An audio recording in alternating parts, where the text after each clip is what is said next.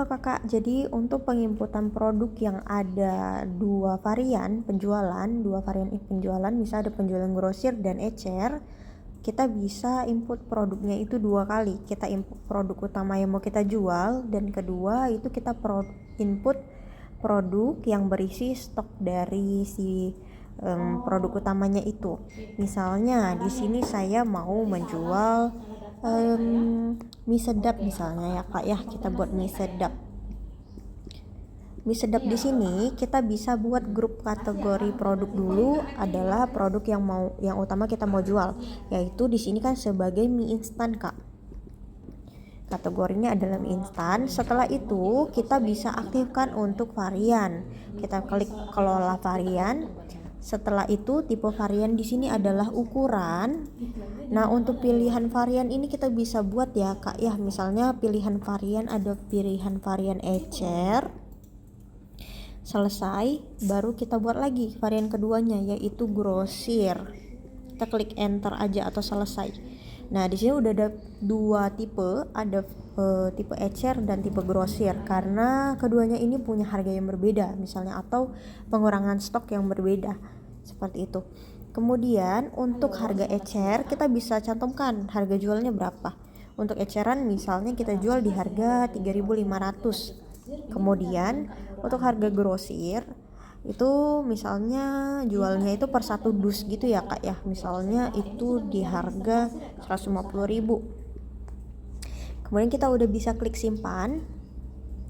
Setelah itu di bagian inventory ini atau stok barang itu kita tidak perlu aktifkan kak, kita buat stoknya itu unlimited aja atau tidak terbatas gitu. Kemudian kita bisa klik simpan. Setelah kita input produk utama, kita bisa input untuk produk menampung stoknya, yaitu stok mie sedap.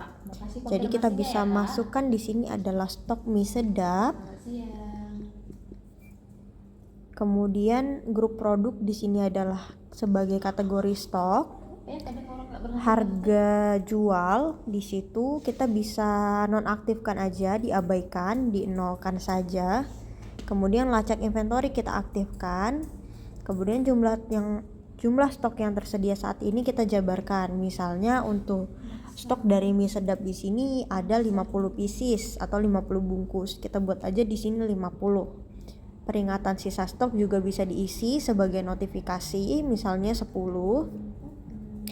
Setelah itu kita bisa klik informasi detail.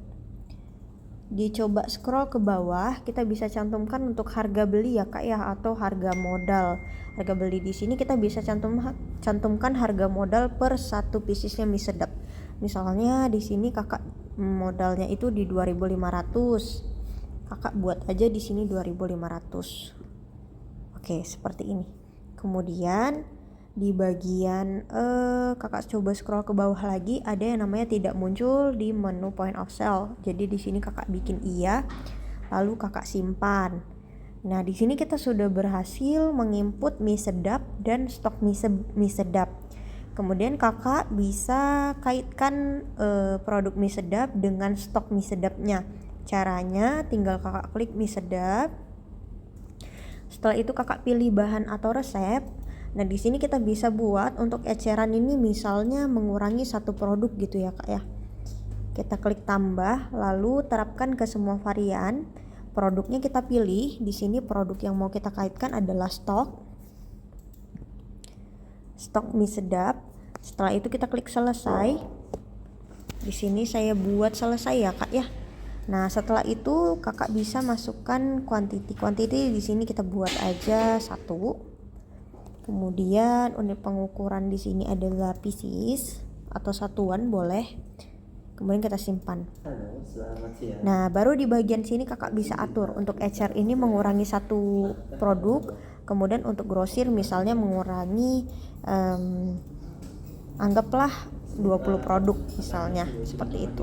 Jadi kakak bisa ubah di sini. Nah, ini produknya sudah terkait kak. Sudah terkait dengan stok mie sedap. Jadi kalau ada penjualan langsung otomatis mengurangi stok bahan gitu.